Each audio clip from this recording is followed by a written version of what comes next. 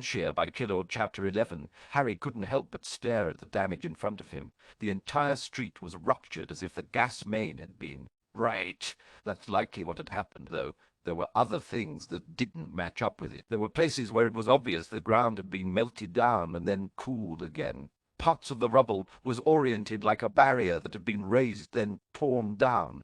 Other parts of it were melted and corroded as if by acid. It was a mess all around. "Well, talk about a clusterfuck," Harry muttered sourly under his breath before taking his attention away from the mess towards Moody. Clearly, this was obviously more than just a gas line blowing. Moody agreed as he nodded to the carnage. Mess all around. I believe I will be with you, gentlemen, in a moment. I will likely be asked to fix the majority of this mess, Dumbledore noted as he saw a visibly relieved wizard moving over to them. Harry barely nodded in acknowledgement before stepped over to side of the street and grimaced as he caught sight of a burned and fragmented corpse. "That's the honest truth. How many dead?" "We're still counting," Moody admitted with a grunt. "Something went through all the shops and drove out all the muggles before. Well, so far, no survivors." Harry's mouth ran dry for a moment before he took a deep breath and then let it out. He had seen worse. He didn't like it, but he had seen worse. "Right. So you want me here for clean-up or analysis?" Harry was already starting to look through the scene with a practiced eye. There were signs and residue of dark magic all around them. "Whatever we can get," Moody admitted, before gesturing towards a boutique with its entrance caved in. The real treat is in there. Need to see if you've ever seen anything like it before." Harry frowned slightly. "Wait, what? Just look!" Moody stated with a shudder of revulsion. "We found bits and pieces of them, but in there are the only ones that are at least somewhat whole. Right? Did the Department of Magical Creatures not show up yet?" Harry asked with a grumble as he moved towards the boutique. "They did," Moody answered, "and after they finished puking, they said they had no idea what they are." "Joy," Harry stated with a sigh as he walked into the boutique. Immediately he saw the first of the creatures and then saw the other. They were, well, he couldn't quite come up with a proper description for how utterly wrong they looked. A part of him could understand why the previous group had lost the contents of their stomach. They had vaguely human characteristics, but it was as if someone had taken them and twisted them into. Frowning, Harry then began to cast a few charms over the things. Then he began to curse as he felt the blood drain from his face. He didn't recognize the spells themselves, but he could tell who cast them, and he could figure out from them just what they were. He turned and then walked back out, his features a mix of horror and anger as he returned to where Moody was waiting on him. "Well, get the bloody Department of Mysteries down here," Harry stated as he looked around the scene with new eyes. "You don't know what they are," Moody stated with a sigh of irritation. "Bloody joy. This is going to be... I know who made them into those things. They were human, until Voldemort somehow turned them into those bloody buggering monstrosities." "What?" Moody stared at him, his eyes narrowed into slits. "You're saying those things?" Dumbledore chose that moment to return from his survey of the street. "I already surveyed most of the damage. I believe that simply blaming most of it on what's the word? Yes, Gosmain explosion will suffice, except for the melted pools of stone and aggregate," Harry muttered quietly. "Those? Well, that's going to have to be fixed. Stuff of conspiracy theories, that is. Not to mention some of those acid-melted bits." "Going to need to do something about those, too." "Right," Moody stated with a frown as he realized that didn't really fit with the rest of the scene. "Point. So this is a tits-up, buggered up to the bollocks situation, then?" "Yes," Harry agreed with a nod. Dumbledore frowned as his attention left Moody and Harry and focused on the remains in the boutique. With a few charms of his own, his face quickly turned ashen, then green as he took a step back. "Good Lord! Pretty much my reaction," Harry agreed with a nod of his head and a shudder. "There, to do this to someone. There, no matter how twisted, no matter how much hate, for someone to become this. That's what happens when you become inhuman," Harry stated with a shake of his head before looking around. "Now, what I want to know. We didn't find anyone nor any other bodies on the scene when we arrived." "Pardon?" Dumbledore asked, frowning slightly. "Someone killed these two," Harry stated as he gestured to the creature. "If I'm not mistaken, it was before that explosion happened outside. This one shows some signs of burns, but its back is facing towards the street, and most of the cuts look post-mortem. Mortem. Plus, this other one was killed in this place. First, I think, someone transfigured some items into weapons and banished them into the thing. Harry didn't bother correct Moody that the thing had once been human. After the point it was in, killing it had been a mercy. Slowly he moved back to the changing rooms, moving carefully from one to the next with a practiced caution. When he finished, he took a slow, deep breath before exhaling. 2 sets of robes, empty and hung up carefully to be donned again, along with several sets of female clothing. "Well, fuck. What do you find, Potter?" Moody asked as he stepped over and then frowned. 2 witches, then. At least, Harry agreed with a frown. "We need to get as many traces going as we can. We'd better reconstruct things. We have to figure out what happened to them." "Gentlemen," Dumbledore spoke up as he looked at the 2. "What have you discovered?" 2 witches were here," Harry answered as he looked around. "I'm guessing there were anti-portkey and anti-apparition wards up. They fought their way out and were responsible for the street outside," Moody suggested. "Maybe," Harry agreed with a nod. "We need to identify what traces we have going on here. Don't look at me. I can walk through the scene as well as you," Moody stated with a frown, "but I can't identify what was cast or come close to by who." Then he gestured towards where Dumbledore was weaving his wand about. "But that's why I brought him." "Ah," Harry noted with a nod as he watched Dumbledore work. With a forceful mutter leaving his breath, Dumbledore finished his casting, and suddenly the air lit up with symbols and colors that shone all around them. Harry could tell barely anything about the glut of information they conveyed. Sighing, he glanced at Moody. "Don't suppose you can understand any of that?" Negligently, Moody shook his head. "No, lad, over my head.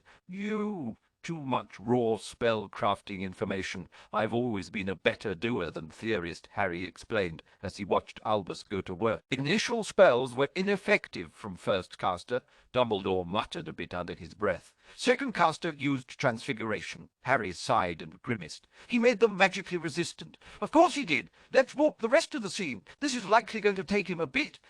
Moody agreed with a nod of his head. "Since you mentioned the melted bit, there's one more of them." Bloody well should have realized it definitely didn't fit.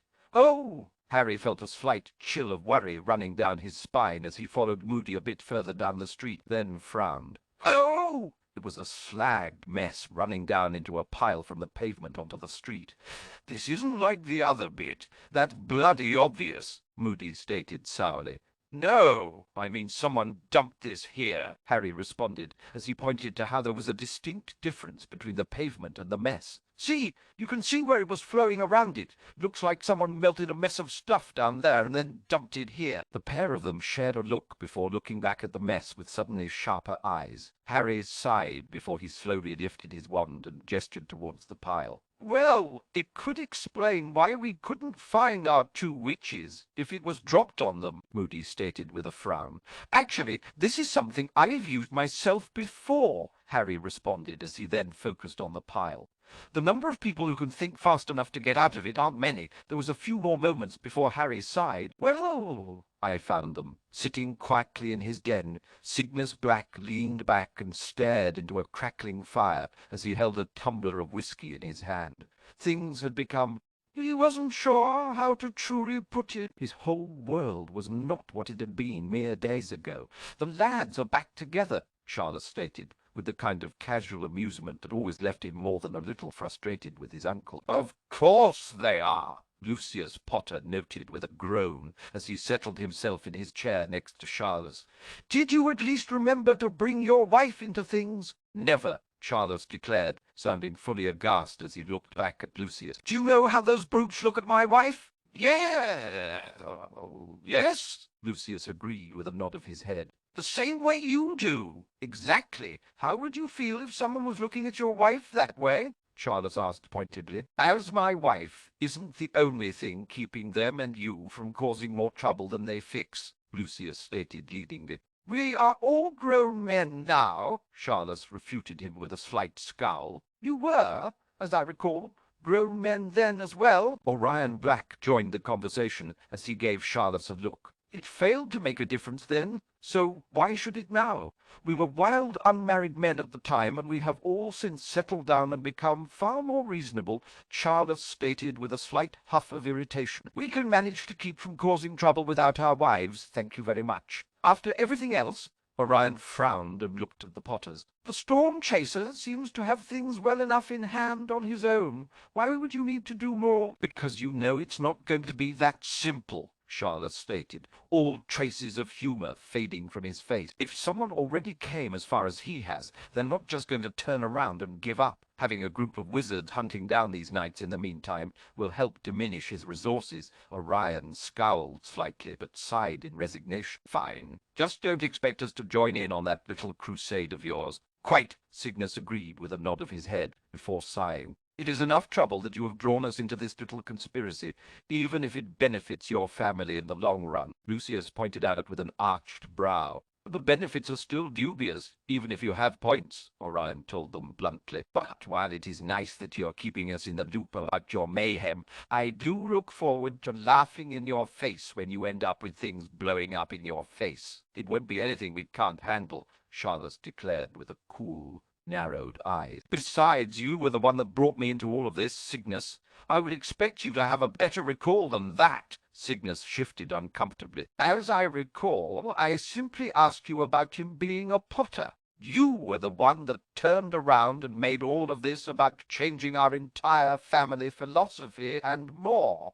As charming as this is, perhaps we can stay on topic. The latest part of the plan was a success, Lucius said as he gave them both a look, cutting off anything further they could say. So he succeeded then? Orion asked from his seat, keeping his gaze instead on Charles and Lucius Potter. Aye, though my cousin had to be reminded that he was not going to take part, Lucius stated with a glare towards Charles. I still think I could have helped. Charles instead with a grumble. And now Slytherin's basilisk is dead, Cygnus noted with a somber sigh. Another piece of the Founders gone.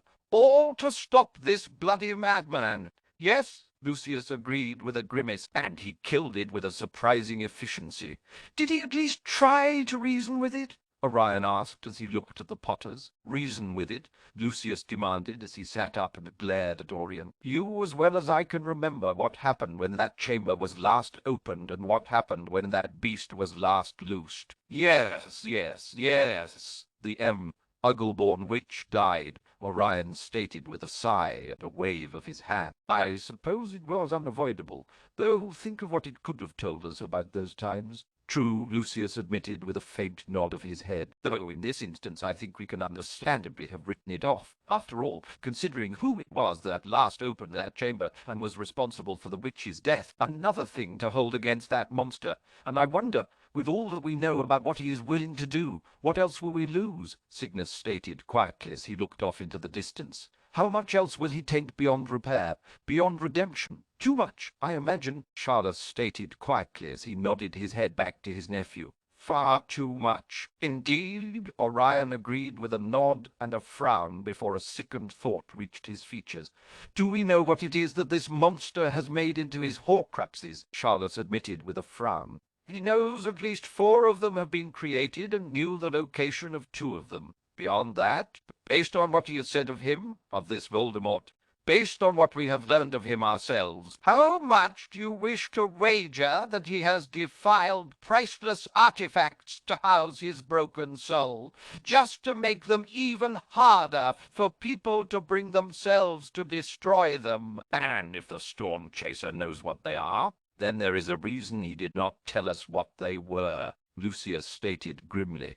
Any further discussion was halted when there was a knock at the door, and after a moment Narcissa Black stuck her head in, looking worried and nervous. I apologize for the interruption, Father, but have you seen Bellatrix or Andromeda? Charles had barely exited his flower before it was burning again with a burning insistence. Sighing with a slight weariness, he nonetheless walked himself back to it and allowed the call to come through. Yes? We have a problem, Martellus Longbottom's face stated with a sharp severity.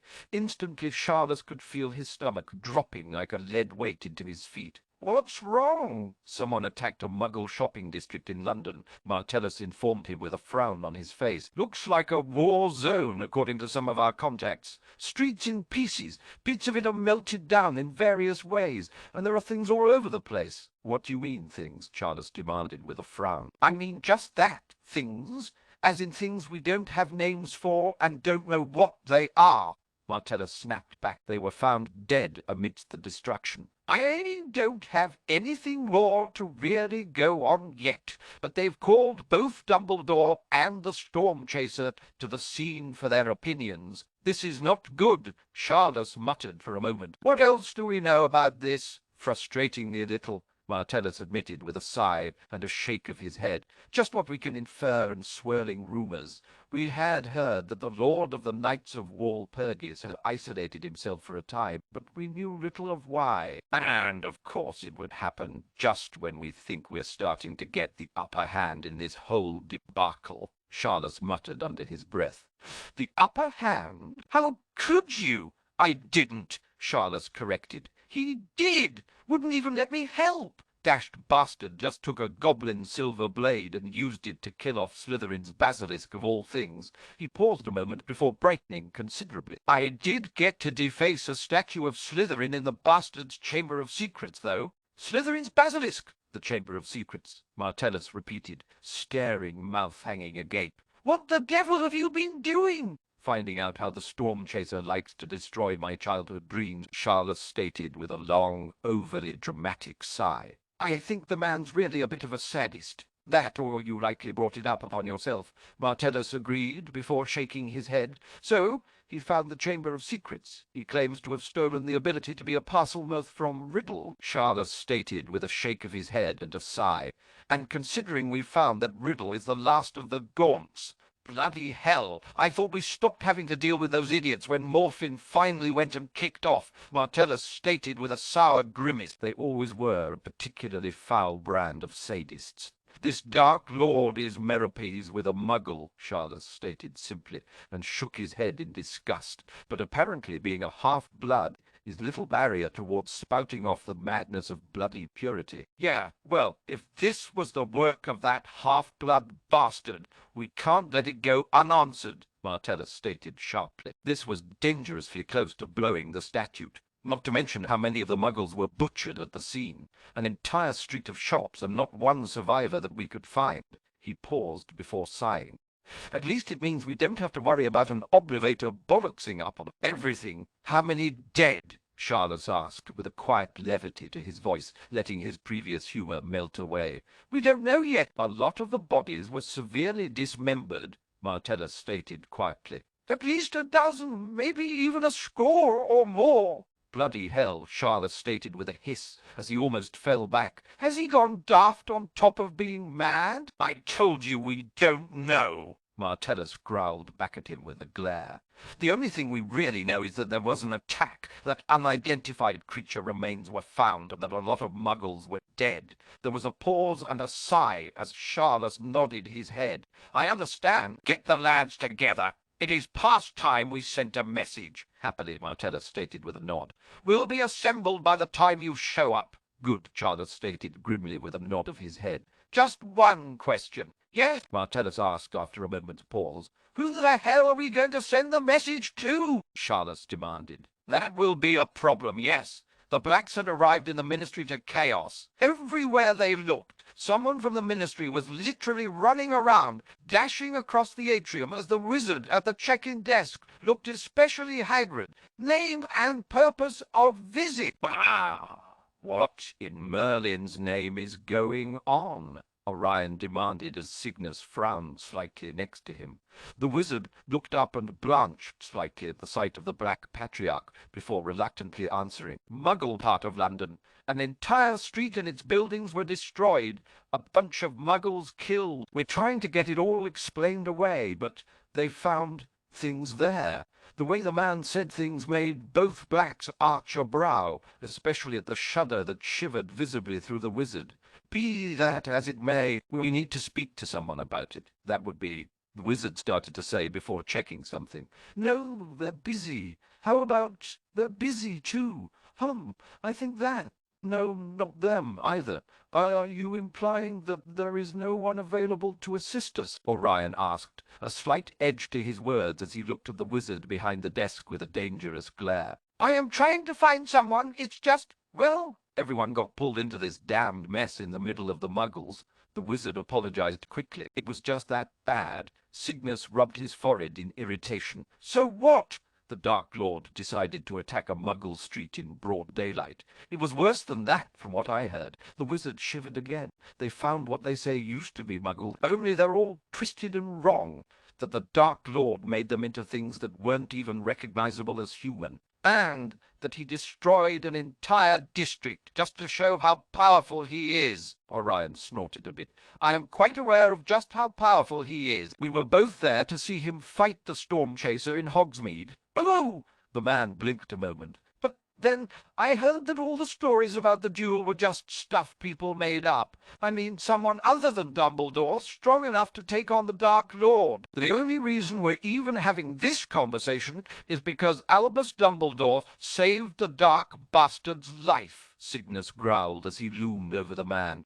Now I want someone who can help me find my daughters. No. Cygnus Black, a witch in Auror's robes, asked with a careful voice. Cygnus whirled around, a hand gripping on his wand as he glared at the woman. Unless you're here to help me find my daughters, I suggest you choose your next words carefully. The Auror paused a moment, swallowing heavily before schooling her, features to neutral. I just came from your home, where I was told you had come to the ministry. I'm here to talk to you about your daughters. What do you mean? Talk to me about my daughters, Cygnus demanded, as he almost growled out the words. Everything had him on edge. The talk of the trouble, everyone being too busy to do anything, the way an Auror was looking for him to talk to him about his daughter. I apologize for my brother-in-law's demeanor, Madame Auror, Orion stated smoothly as he pointedly gripped onto Cygnus's shoulder. He simply is a bit agitated, as his daughters were supposed to be back some time ago. I'm sure the woman agreed quietly with a vague nod of her head. I need to ask you to come with me, sir, Cygnus asked, a slow, cold trickle of dread moving down his back. She shifted uncomfortably as she looked around. I'm afraid I can't tell you. Not here, sir. Orion's eyes narrowed, and his grip on Cygnus grew tighter. And your suggestion, Madame Auror, she swallowed slowly, seeing the almost murderous look directed at her from Cygnus, and nodded her head. Please follow me. But they haven't. The desk wizard started to protest, only to be silenced with a glare of pure, molten fury directed at him by Cygnus. I suppose since you have an Aurora escort, exceptions can be made. Quite, the Aurora agreed and lead them into the ministry. The ministry was both more subdued and, contrarily, more active than Harry remembered. There were far, far fewer people running around than he could see. At the same time, those that were seen were busying themselves with an uncommon vigor. Why am I here again? Harry asked pointedly as he looked at Alastor. You have him to answer anything about what was being cast. You're the one that found out about the witches, Alastor stated grimly as he shook his head. We'll need you around to explain things, and of course the minister will want to meet him, Dumbledore noted with a faint smile of amusement. Harry immediately froze in place and refused to go further. No! That brought them up short as Dumbledore seemed surprised by the action. Pardon? Not meeting ministers, Harry stated firmly and shook his head. I meet ministers and they inevitably do something to piss me off. That leads to me causing incidents. With any politician, really, muggle or magical. It's never a good idea for me to get involved in politics, ever. Well, that is at least somewhat refreshing, Dumbledore noted with a faintly amused smile beneath his beard, though that does limit a good deal of potential influence you might wield. I don't want influence, Harry told them bluntly. I don't want to deal with the stupidity of people looking to me for answers when I barely have them for myself half the time. Puts you ahead of most of the dunderheads I have to deal with, Moody stated with a grunt of approval. Most of them only think about how much influence the job can give them. Give a person who has always craved power a taste of it, and you'll find them always craving more, Harry noted. At least, that's been my personal experience. Right then, I'll just need you to write out what you found and what you can tell us about the wizard who did all this, Moody stated to both of them as he changed the subject. Albus should be familiar enough with them by now. Sadly, it won't be as much fun as the Lovegood incident, Dumbledore noted with a sigh and a faint smile of remembrance. How they managed to turn their wheat into candy, I'm still not certain of. Probably used a half-twist and an elephant-foot trawl, Harry stated absently as he remembered a passing conversation he'd had with Luna. What that translates to, I have no idea. Dumbledore opened his mouth, then shut it again as he looked thoughtful. Yes, I suppose that would allow the bypass of the restrictions and my... Moody just started at him. I've never had a dull conversation with a Lovegood, Harry stated simply. I almost never know what they're actually saying, but I don't have dull conversations with them. Dumbledore actually laughed at that. But truth, I'm afraid I had quite forgotten. They do tend to have a most unique view of the world. Nutters, the lot of them, Moody muttered sourly with a grunt. True, Harry admitted with a slight nod of acknowledgment. But can we say any different? Do we have some insurmountable claim to the bastion of sanity? Because I can tell you I do not. What is sanity but simply the most commonly accepted view by the general populace? Dumbledore mused for a moment before shrugging slightly. I have found that when one has a certain degree of success, one differs themselves from that norm. I'm sure, Harry stated neutrally. Now, I believe we need to take care of some things, right? This way, Moody agreed with a grunt and a nod, while Dumbledore looked entirely bemused. The cool touch of darkness wrapped about Voldemort as he sat back in his almost throne-like chair, alone in an unearthly silence. Again! He had been denied! He had, of course, laid waste to the Muggle street. His creatures had brought forth slaughter and terror. The results almost exactly what he'd hoped they would be, except for the single wrinkle that it had not only been Muggles where he'd chosen to test his newest weapon. 2 Hogwarts students and 1 who had barely graduated. Somehow they'd managed to kill off all of his weapons on their own. 3 children. It was beyond infuriating, beyond frustrating, and then they'd somehow had the nerve to defy him even further, and the mudblood had actually managed to hurt him. He took a deep, long breath. Once word got out of what he had done to the Muggles, the wizarding world would still be scared and worried, and he had managed to deal with the brats. The elder sister had even shown up a bit of promise with her spell selection, even if she was woefully inadequate in its application. When the information about how he had ended the 2 blood traitors and their little mud-blood pet got out, the fear would grow again. They would fear him again. But in the meantime, he would pursue other options. The nightmare twisted had not been as effective of a weapon as he thought they would be. If those children had been able to defeat them, then what would the actually dangerous wizards would do? So that left him once more needing to rely upon wizards and witches of his own.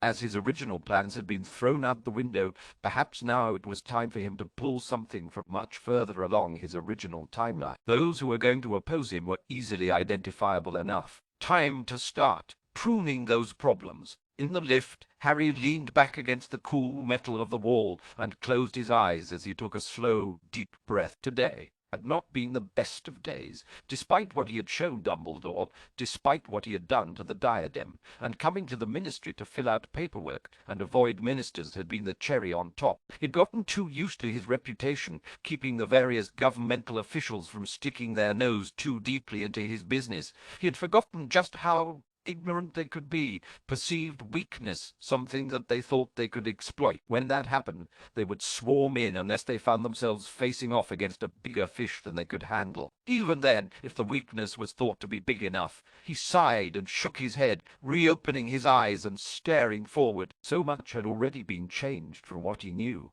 Thanks to him, Voldemort would no longer be as predictable as he had been before. He was already pushing the boundaries of things further than he ever had, as far as he knew. The idea of actually following through with the idea of teaching was becoming less and less appealing. With Voldemort being even less predictable and more dangerous, he was going to need to be hunted down. It was only the fact that he had no idea how to go about it that was keeping him in the position.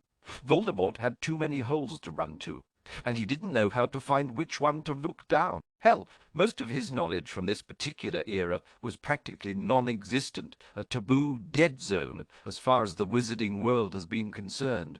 Too soon to make it into the history books, too far back for it to be the kind of thing that people remembered readily. And now here he was, trying to juggle it all while apparently mounting a resistance against an enemy that had been forced to war before they were ready. He had changed everything irrevocably. What would Tom do next? Would he run and hide? Would he strike back? Would he create something even worse than whatever it was that he had done to those poor souls that had broken and twisted into his monstrosities? He had changed things irrevocably. Now he just had to do his best to make sure that those changes didn't make things even worse.